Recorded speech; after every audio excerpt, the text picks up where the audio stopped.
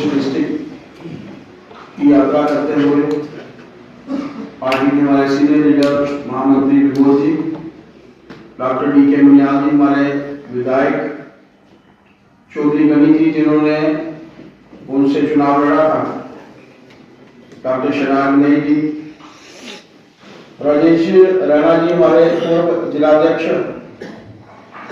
अजहर मनास जी, राजेंद्र गुप्ता जी हमारे प्रभारी, हमीद मनास जी, सुनील शर्मा जी हमारे महामंत्री, सुहेल जी हमारे डीडीसी मेंबर, मेहताब बुखारी जी, संजय केसर जी, राकेश दत्ता जी, गुलजार जट जी, सभी मंडलों के अध्यक्ष, पार्टी के सभी प्रमुख कार्यकर्ता, मातृशक्ति, दोस्तों, साथियों, लगभग विस्तृत रूप से आप लोगों के ध्यान में विषय को हमारे यहाँ के स्थानीय नेतागण ने, मेरे साथ आए हुए हमारे प्रमुख पदाधिकारियों ने ये विषय आप लोगों के समक्ष रखा है। ये एक ऐसा वाक्य था जिसे शायद पूरी जिंदगी हम लोग भूल नहीं पाए। वो एक पहलगाम का वाक्य, उस पहलगाम के वाक्य में पूरे जीवन भर में शायद ये पहली बार हुआ होगा कि किसी माता के सामने उसके बेटे को गोली मार दी गई, किसी बहन के सामने उसके भाई को गोली मार दी गई, पत्नी के सामने उसके पति को गोली मार दी गई, सिर्फ इसलिए कि वो किसी एक विशेष धर्म से संबंधित लोग हैं। ये इतिहास में पहली बार हुआ है। कभी किसी ने सोचा भी नहीं था कि ऐसा वाक्य भी कभी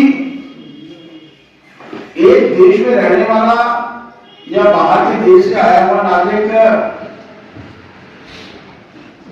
ये कर सकता है, और वो हमारे लोगों के साथ हुआ। प्रधानमंत्री जी ने कहा था इस वाक्य के बाद कि उन वीरों की, 26 वीरों की शहादत जो है वो बेकार नहीं है। शायद बहुत से लोगों ने इसे नाम सीरियस लिया होगा कि हर बार नेता होता है, हर बार। मुझे याद है कि पुलवामा के अटैक के बाद भी केरला में राष्ट्रीय कार्यकारिणी थी, हम लोग वहां थे, प्रधानमंत्री जी का वहां भाषण था, और उस भाषण में भी उन्होंने कहा कि उन वीरों की शहादत बेकार नहीं जाएगी। आप सोचिए कि उसके बाद क्या हुआ। उसके बाद पाकिस्तान के भीतर घुसकर उनको मारा गया। शायद पाकिस्तान ने कसम खाई है कि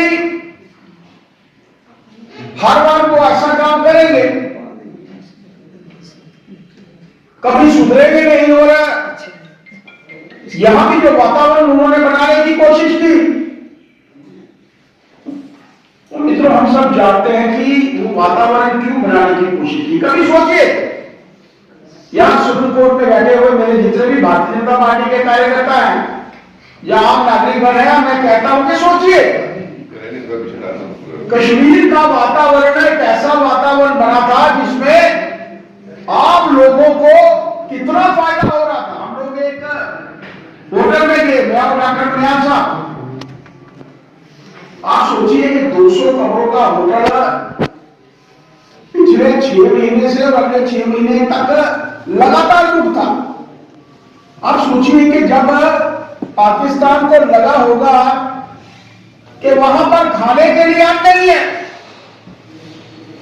पहनने के लिए कपड़ा नहीं है, रहने के लिए मकान नहीं है, पाकिस्तान की जनता त्राही त्राही कर रही है, सड़कों के ऊपर है, और ऐसे समय में क्या जो टेररिस्ट बनाने की जर्नी है, पाकिस्तान में जहां पर टेररिस्ट बनाए जाते हैं, टेररिस्ट बनते हैं, लॉन्चिंग पैड है उनके बनाने के लिए, उनको वहां की मिलिट्री ऑर्गेनाइजेशन सहायता करती हैं। और आप सोचिए तो क्या वो चाहते हैं कि अगर कश्मीर में वहां पर खाने वाला कोई हो, क्या वो चाहते थे कि वहां कश्मीर की जनता खाए? जब पुंछ जैसे क्षेत्र के ऊपर बमबारी की गई, शहीद की गई, तो क्या उनको नहीं पता था कि कौन कौन जाएगा इसमें? ये ठीक है, मोदी ने केवल मासूम बच्चों का क्या कसूर था? उनको तो शायद उस वक्त तक अपना धर्म ही नहीं पता होगा कि हम कौन से धर्म के हैं। वो मासूम बच्चों के ऊपर एक तशद्दुद का वातावरण, गुरुद्वारा साहिब के ऊपर बमबारी की गई। आप सोचिए कि क्या वातावरण पाकिस्तान के ऊपर जहां क्रिएट करना चाहता। कभी सोचिए अपने घर में बैठ। मैं लंबी चौड़ी बात नहीं कहूंगा, तो अपनी सभी वक्ताओं ने अपनी बात कही है, लेकिन कभी सोचिए कि एक देश में रहने वाले बड़े बड़े नेता चुनकर आते हैं, वो कहते हैं कि हमारे पास जो न्यूक्लियर बम्स हैं वो हमने खिलौने के लिए नहीं रखे। अब सोचिए कितने सोचने वाले वो लोग होंगे, किस सोच के साथ वो काम करते होंगे। आप सोचिए कि एक न्यूक्लियर बम पूरे विश्व को तबाह करने की क्षमता रखता है। आप सोच सकते हैं कि वहां उनके वहां भी, और अब ये घुटनों के बल क्यों आए 2 दिन के बाद? घी में बक्कियां तो उनके शेर बहुत गए, लेकिन वो शेर 2 दिन के बाद ही अपने घुटनों के बल इसलिए आ गए कि उनके अंदर क्षमता ही नहीं थी। और कभी आप इंटीरियर में जाने की कोशिश कीजिए, जहां मैं सार्वजनिक तौर पर कुछ चीजें आप लोगों के सामने उजागर नहीं कर रहा, लेकिन कभी सोचिए कि क्या हालत बनी।